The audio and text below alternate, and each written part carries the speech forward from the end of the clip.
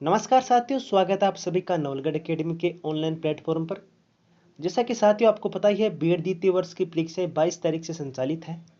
तो इन परीक्षाओं के लिए हमारे पेपर एनालिस्ट महेंद्र देवत के द्वारा कुछ महत्वपूर्ण संभावित प्रश्न बताए जाते हैं।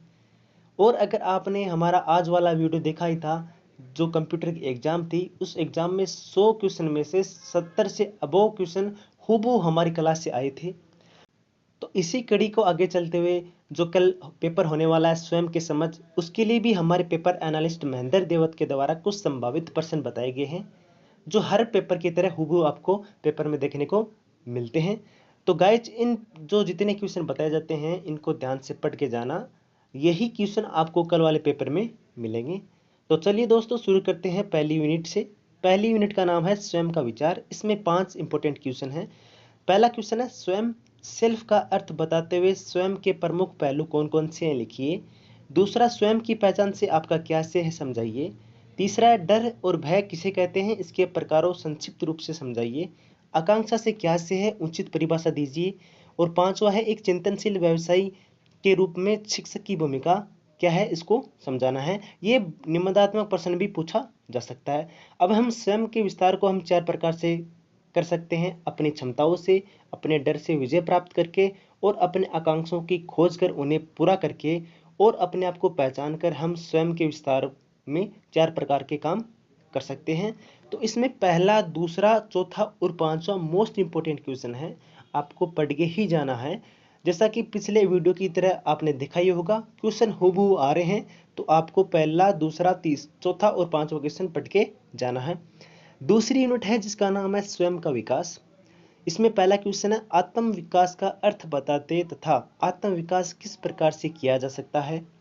दूसरा है, आत्म सम्मान से क्या तात्पर्य है।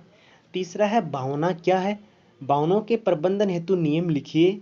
चौथा क्या है, धनात्मक एक या सकारात्मक भावनाएं कौन कौन सी होती हैं। और पांचवा क्वेश्चन है, स्वयं की छवि से क्या तात्पर्य है और आप कैसे स्वयं की छवि का विकास कर समझेंगे। तो इसमें दूसरा और जो तीसरा क्वेश्चन है, आत्मविश्वास से क्या तात्पर्य है और भावना क्या है, भावनाओं के प्रबंधन हेतु नियम लिखिए। यह मोस्ट इंपोर्टेंट क्वेश्चन है, ये तो आपको पढ़ के जाना है। इसके अलावा पहला क्वेश्चन, आत्मविकास का अर्थ बताइए और इसके बारे में किस प्रकार से डिवाइड किया गया है। तीसरी यूनिट है जिसका नाम है अपने आप को उभारना। इसमें पहला क्वेश्चन है, रूढ़िवादिता को परिभाषित कीजिए। रूढ़िवादिता के प्रचलित तथ्य कौन कौन से हैं, 7 तथ्य हैं, याद कर लेना। पूर्वाग्रह एवं रूढ़िवादिता में अंतर कीजिए। परिवार से आप क्या समझते हैं, इसका अर्थ एवं परिभाषा लिखिए। विद्यालय के प्रमुख कार्य कौन कौन से हैं, स्पष्ट कीजिए। स्वयं के आकार देने में विद्यालय एवं मीडिया की भूमिका की विस्तृत व्याख्या कीजिए। इसमें दूसरा, तीसरा, चौथा, पांचवा इंपोर्टेंट क्वेश्चन है। अब रूढ़िवादिता और पूर्वाग्रह के प्रचलित तथ्य 7 इस प्रकार हैं: पहला, समाज; दूसरा, वर्ग; तीसरा, जाति; चौथा, क्षेत्र; पांचवा, रेस या गति; छठा, भाषा; और सातवां, धर्म।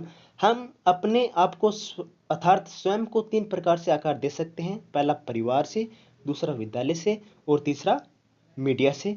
इन तीनों के आधार पर हम अपने आप को आकार देकर हम स्वयं का विकास कर सकते हैं। किस आधार से? परिवार, विद्यालय और मीडिया से।